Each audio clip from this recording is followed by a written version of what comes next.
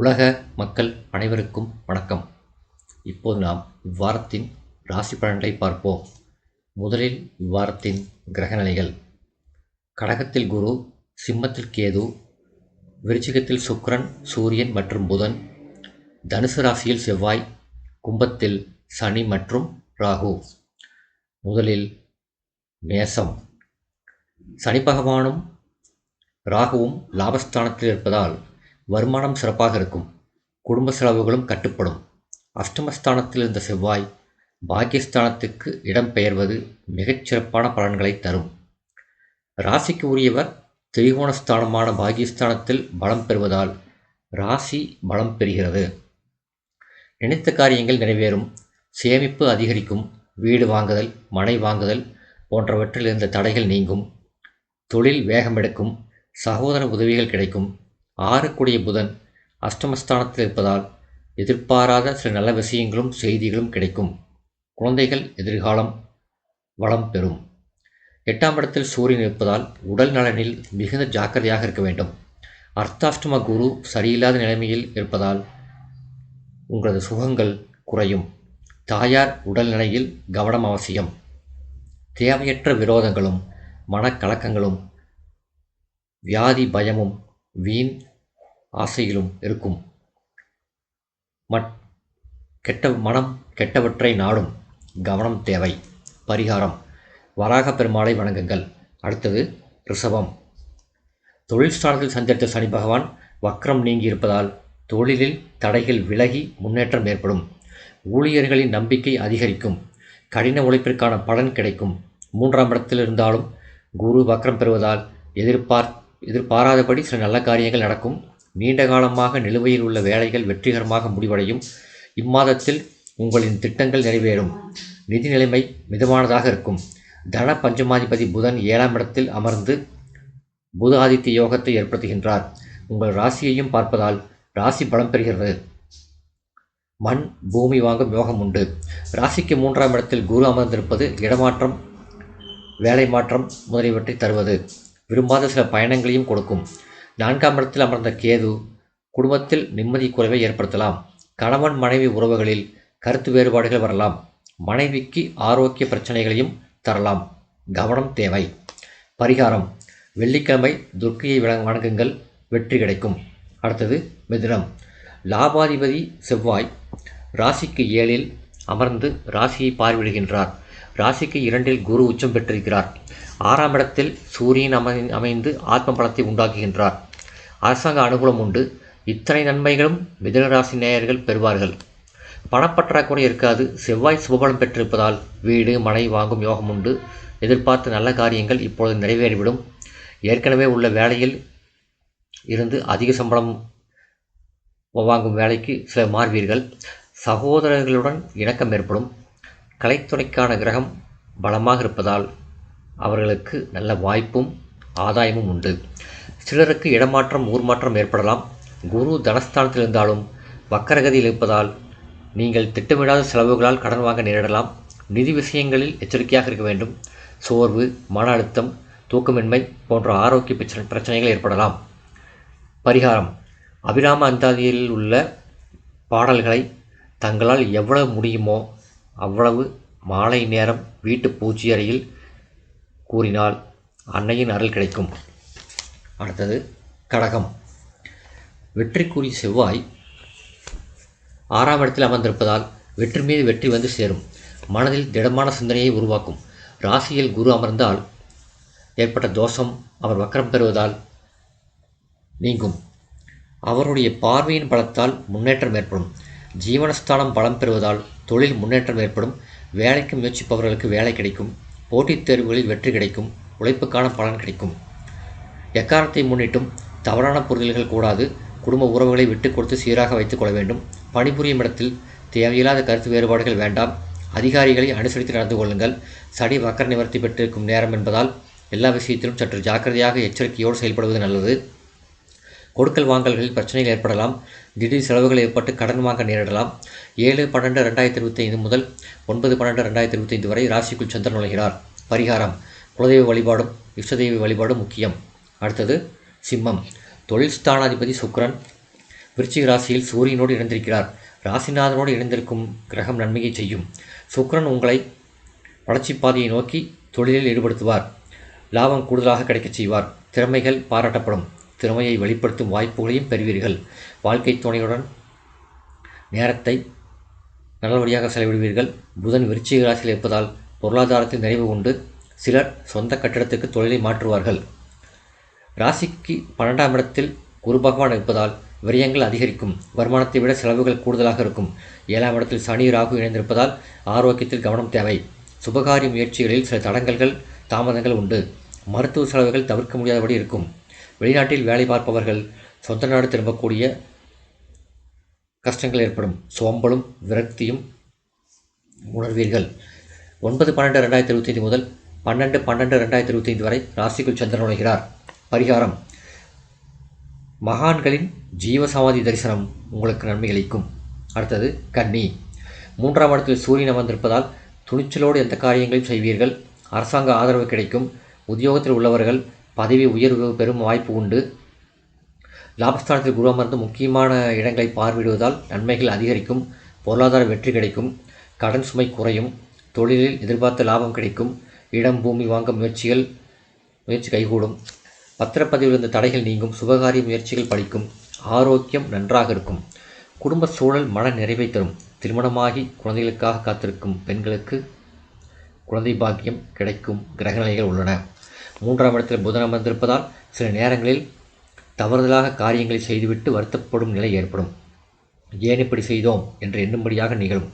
12இல் கேது அமர்ந்திருப்பதால் தூக்கம் கெடும். உடல்நல பிரச்சனைகள் ஏற்படும். மனதில் கற்பனையான பயம் ஏற்படும். 12/12/2025 முதல் 14/12/2025 வரை ராசிக்குள் சந்திரன் நுழைகிறார். பரிகாரம்: வராகி அம்மனை வழிபடுங்கள். வாழ்வில் வெற்றி கிடைக்கும். அடுத்தது துலாம். வெற்றி ஸ்தானமான 3ஆம் இடத்தில் செவ்வாய் அமர்ந்திருப்பதால் சில முக்கியமான முடிவுகளை எடுக்கும் வாய்ப்பு ஏற்படும். பிரச்சனைகளை தைரியமாக எதிர்கொள்ளும் திறன் ஏற்படும். முன்வைத்த காலை பின்வைக்காமல் காரியங்களை ஆற்றுவீர்கள். ராசிக்கு 2ஆம் இடத்தில் அமர்ந்த ராசிநாதனை குரு பார்ப்பதாலும் புதன் அமர்ந்திருப்பதாலும் புத ஆதித்ய யோகம் இருப்பதாலும் எடுத்த காரியங்கள் தொய்வின்றி நடைபெறும். பொருளாதார ஏற்றம் உண்டு.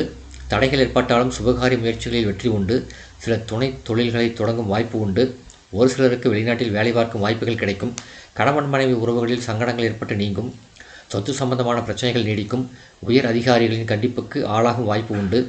சக ஊழியர்களை அனுசரிக்காவிட்டால் அவர்களால் பிரச்சனை உண்டு. 2ஆம் இடத்தில் சூரியன் அமர்ந்திருப்பதால் பேச்சில் கடுமையை குறைத்து கொள்ள வேண்டும். வழக்குகள் இழுத்தடிக்கும்.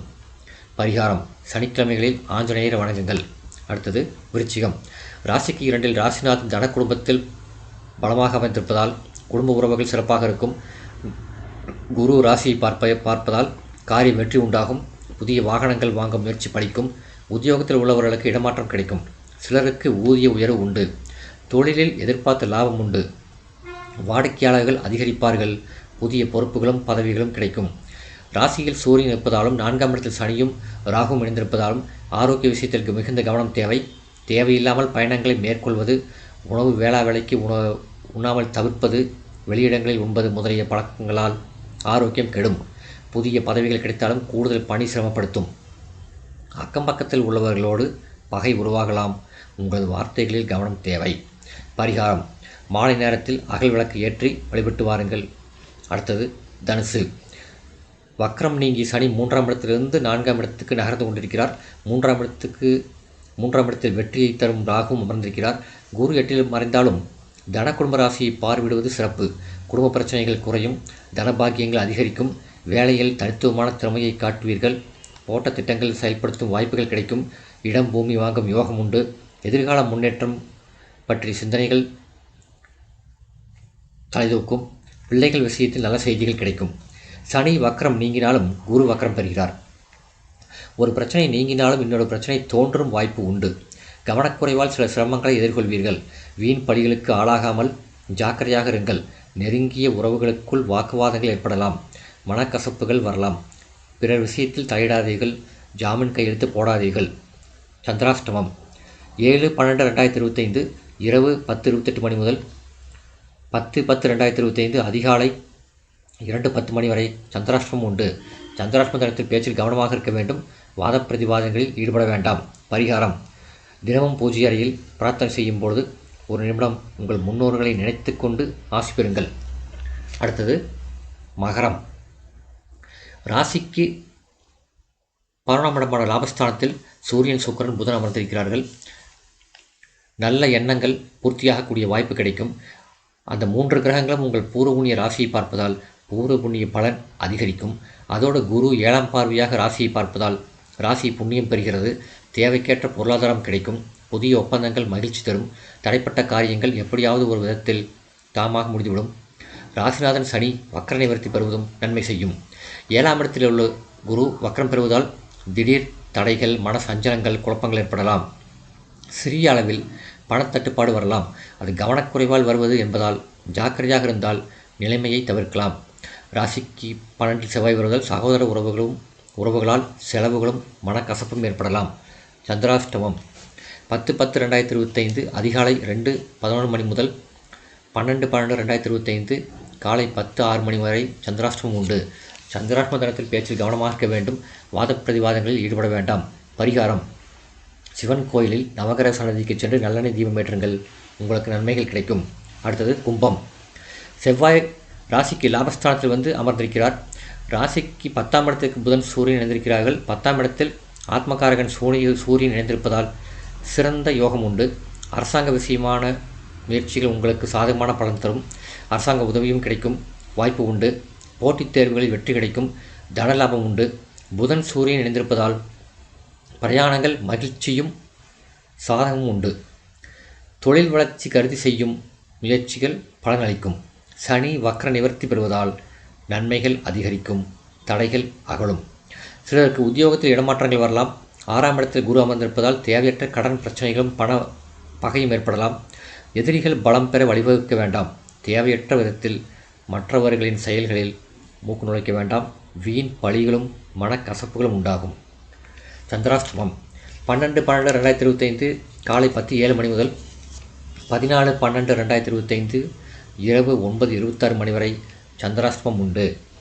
பரிகாரம்: அருகிலுள்ள சிவன் கோயிலுக்கு சென்று அம்பாளுக்கு விளக்கேற்றுங்கள். அடுத்தது மீனம். தனக்குடும்பாதிபதி செவ்வாய் 10இல் அமர்ந்திருக்கிறார். அவருக்கு அங்கு பலம் அதிகம். திக்பலம் பெறுகிறார். பாகியஸ்தானத்தில் சூரியனும் புதனும் இணைந்து புதாதித்ய யோகம் பெறுகிறார்கள். சுக்கிரனும் அவர்களோடு இருப்பது சிறப்பு. அவர்களை ராசிநாதன் குரு பார்ப்பது இன்னும் சிறப்பு. 5ஆம் இடத்தில் குரு உச்சம் பெற்றிருப்பதும் ராசியை பார்ப்பதும் பல நன்மைகளை மீனராசி நேயர்களுக்கு தரும். மாதம் முழுவதும் பணப்பற்றாக்குறை இருக்காது. 7.5 சனி தோஷமும் பெரிய அளவில் வேலை செய்யாது. அதிக உழைப்பு இருந்தாலும் கைமேல் ஆதாயம் கிடைக்கும். சுப நிகழ்ச்சி தடையின்றி நடக்கும்.